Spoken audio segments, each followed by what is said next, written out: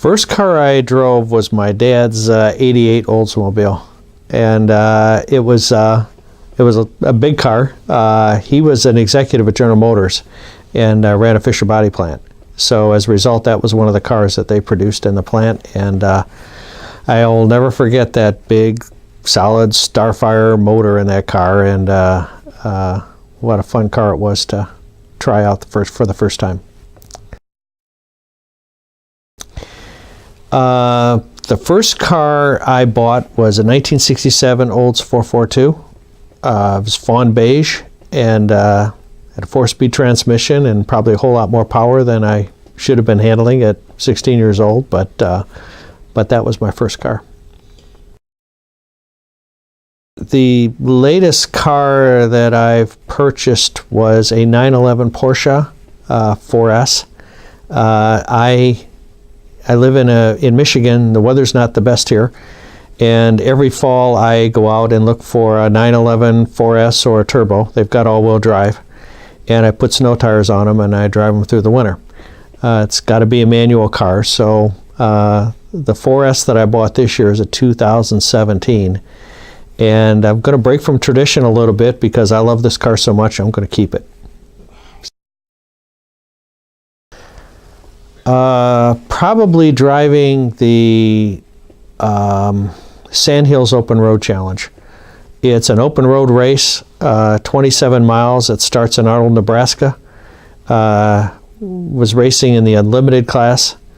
You start just outside of Arnold, drive 27 miles of open road, get served breakfast, go back and race that 27 miles back. And to think about going and riding on roads where you can do 200 miles an hour out in the middle of nowhere, just the whole idea of them being able to put together a race like that is pretty amazing. That's a real tough question because there's 250 cars total, and we keep about 190 in the facility here.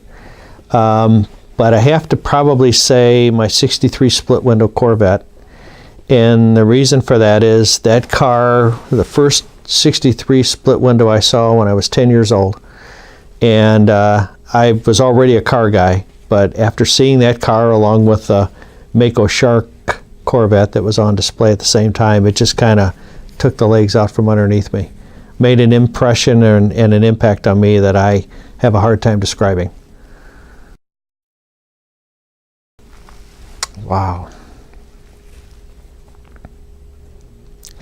That is really a tough one because I'm so passionate about cars. I like just about everything, and I probably don't get into things that I don't want to drive.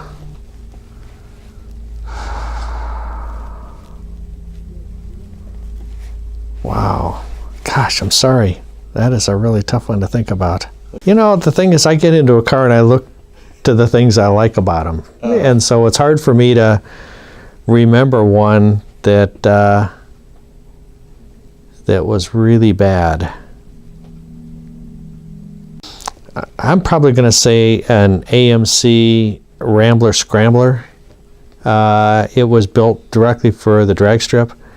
It was probably very fast, but there weren't many other redeeming qualities. All the time, everyone, the latest and greatest. I'm in the process of getting ready to order a new Ford GT, so I think that could be an exciting possibility. Also, there are a couple of new Ferraris that are coming out that have got my eye. Not at all. I think they're a lot farther out than people seem to think they are. I think there's so many laws and rules that are going to have to change. I think by the time they come out, I will probably be retired. And in that mode, maybe I'll be grateful. But right now, no interest at all. I have to tell you, I'm an internal combustion engine guy, and I love the fact that they run on gasoline, and I would hope that that's the way it would stay, but I think I know better.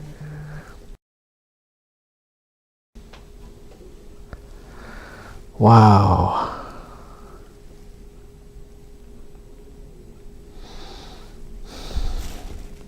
I have to think about what that embodies. You asked me about the one car I liked the most, and it was the 63 split window in the collection. The second one is the Ferrari Enzo. And the Enzo, to me, has got power, has got racing, has got style, has got just about all of the boxes checked off. So put me on the spot like this, that's the first one I'd have to say is the Ferrari Enzo. Hope you enjoyed the video. Please subscribe to Automotive Affairs and click the notification bell.